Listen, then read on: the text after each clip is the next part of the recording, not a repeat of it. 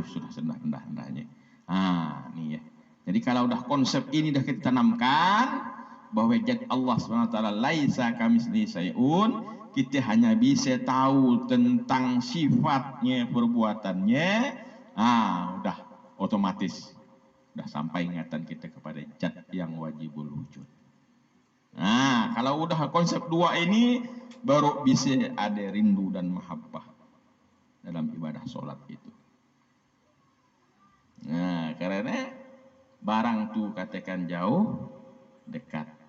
Katakan dekat, jauh. Jadi bisa timbul rindu.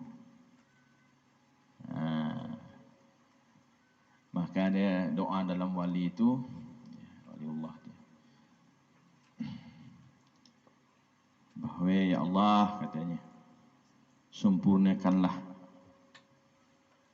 nikmatmu kepadaku, sempurnakanlah maghfirahmu kepadaku.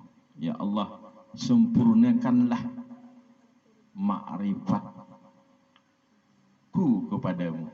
Ya Allah, sempurnakanlah ridhamu kepadaku dan sempurnakanlah mahabbahku kepadamu. Itu doa orang-orang yang waliullah. Jadi mahabbah itu, cinta dan rindu itu adalah hal yang paling puncak, yaitu di dalam sholat. Bagaimana? Ya, karena dalam sholat ini ada istilah seakan-akan tadi penyaksian. Ingat tuh.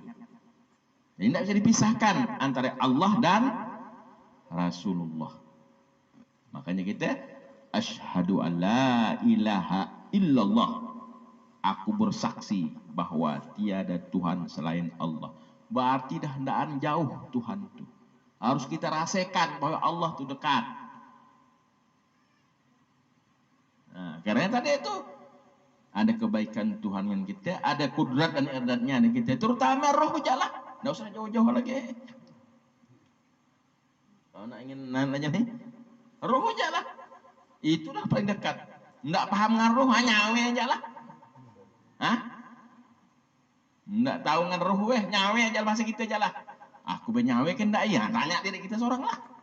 Lihat orang mati itu, mati. Lagi nyawe yang mulut masih ada, tapi nyawe tidak ada, tidak hidup. Itu pahamnya betul tuh.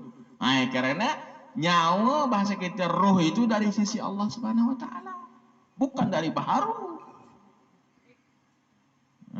Yang istilah dalam dunia kitab itu ditiupkan, dihembuskan dari sisi Allah Subhanahu Wa Taala. Tidak ada yang tahu. Karena dalam Quran dah jelas. Ya, katakan wahai Muhammad, kalau ada umatmu yang ingin tahu tentang ruh, katanya, itu urusanku, hanya sedikit yang diberitahu. Tapi sedikit menurut Allah itu kalau diberikan yang kita, ya Allah, luar biasa banyaknya. Karena ilmu dari sisi Allah Subhanahu Wa Taala. Ini mahabbah ya. Nah, jelas tuh kan? Karena wa asyhadu anna Muhammad Rasulullah. Jadi saksi. Ingat betul tuh. Asyhadu alla ilaha illallah. Kan? Di sini kan ada, makanya kita disunatkan untuk nengok ini. Ada gerak dan diam kan? Kalau kita ingat gerak dan diam, berarti ada kudrat dan iradat.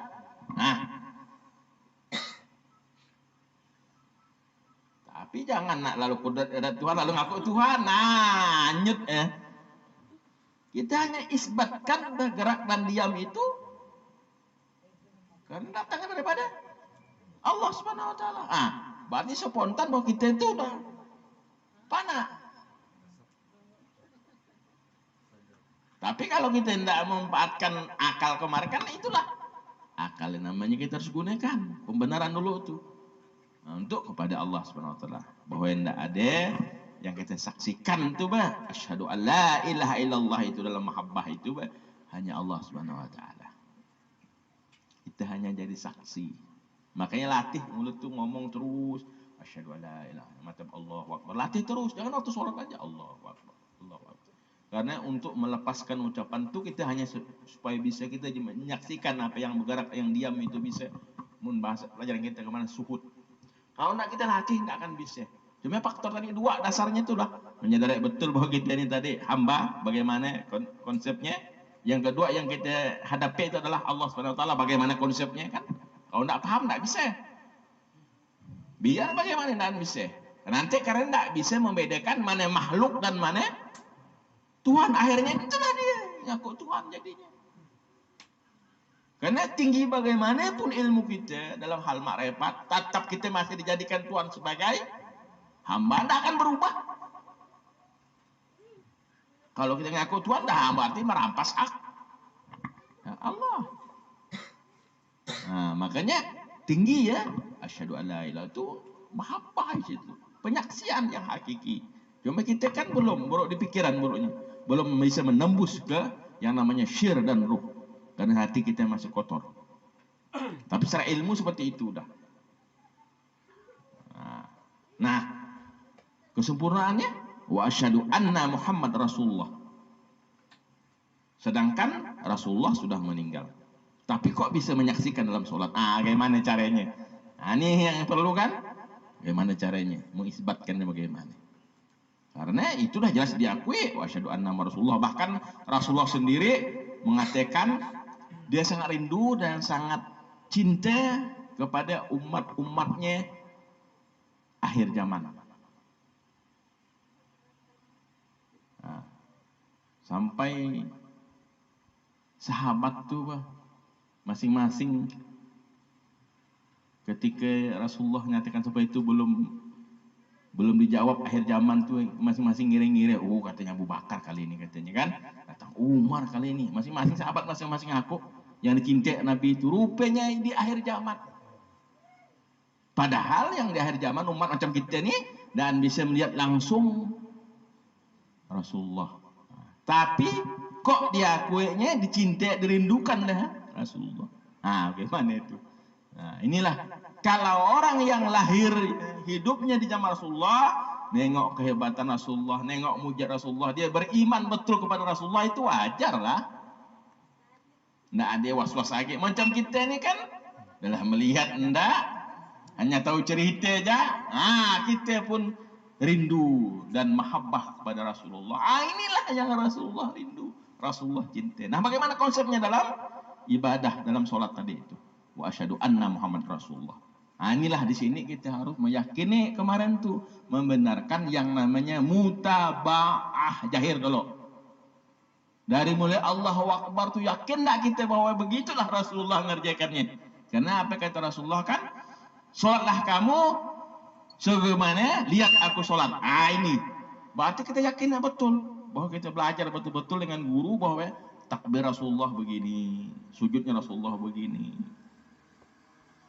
Ini mutaba'ah nih. Selama itu dah kita yakin bahwa inilah konsepnya Rasulullah, berarti dah kita masuk dalam rindu kita dalam menyaksikan wa asyhadu anna Muhammad Rasulullah. Tak akan terpisah deh.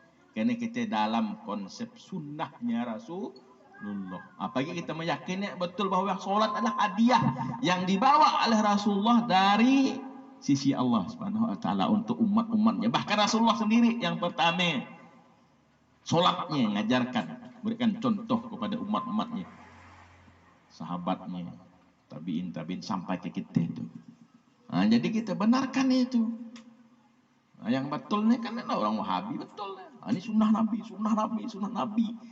Tapi kebanyakan sunnah Nabi akhirnya